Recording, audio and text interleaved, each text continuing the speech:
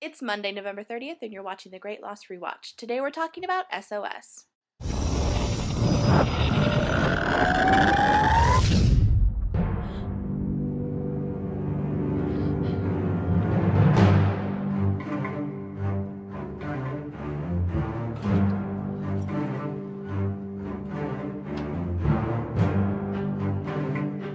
I had, as I suppose most of us had, assumed that Rose and Bernard were spending their twilight years together after being married for several years, but we learned that is not the case. They met a little later in life, Bernard helping Rose get her car out of the snow. They spend 5 months dating, and Bernard knows that she's the one and he proposes to her, but then Rose drops the bombshell that she is dying with cancer. But they decide to get married anyway, and then Bernard, for their honeymoon, takes her to Australia to see a faith healer. There are certain places with great energy. Spots on the Earth, like the one we're above now. Perhaps this energy is geological, magnetic.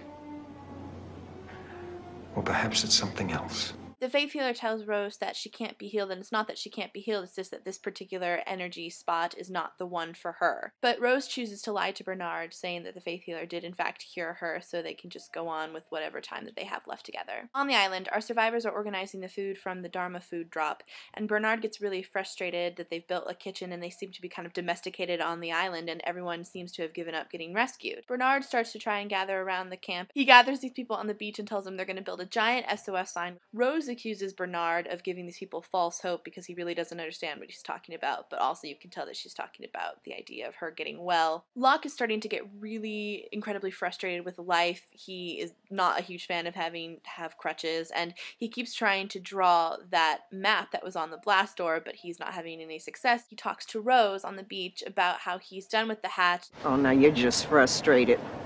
You'll be out of that splint and running around the island again in no time. And yet Jack said it'd be at least 4 weeks. But honey, you and I both know it's not going to take that long.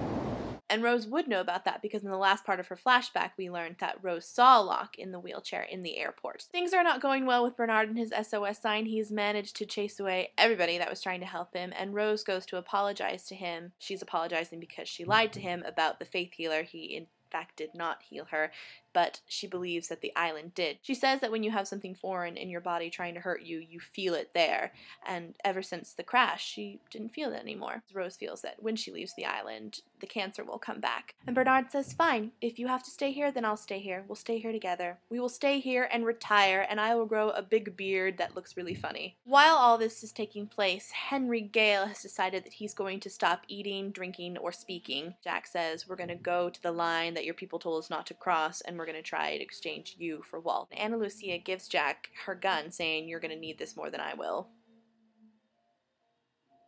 Jack goes to ask Kate to go with him. And it's in this exchange that we have probably my favorite Sawyer nickname. Oh, happy day. Here comes Dr. Giggles. Not the most popular by any means with a lot of fans, but I don't know, for some reason I always laugh a lot at that nickname. Appropriately, I would laugh a lot at the Dr. Giggles. Jack and Kate are walking towards the line that shouldn't be crossed, and Kate sees a baby doll, and like an idiot, she just kind of picks it up, and it springs one of Rousseau's traps, and they're caught in a net together in a very awkward and compromising position.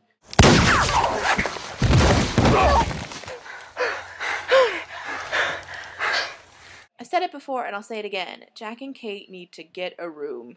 Jack and Kate continue to walk towards the boundary line, and then Kate's like, oh, by the way, did I tell you that we found this whole other hatch? And Jack's like, no, you didn't. Here is a key example of what I find really annoying about the show, is that if everybody was just open and worked on their communication skills, things would go a lot smoother for our castaways. It's like, God, if we just told each other the information that we know, we would all be a lot happier and probably more of us would be alive. Jack and Kate reach the boundary line and Jack starts to yell, we've got your man, come out, wherever you are. Then we hear somebody running towards us in the jungle, and this person falls over and passes out. It turns out that it's Michael.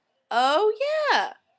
Michael! And that's where we're going to leave it today, with the return of Michael. I'm sure Michael's homecoming in no way will have a negative effect on any of our survivors. Like, no one's going to die as a result of Michael returning. Liz, you're talking about 2 for the road tomorrow, so I'll see you then. We're gonna need to watch that again.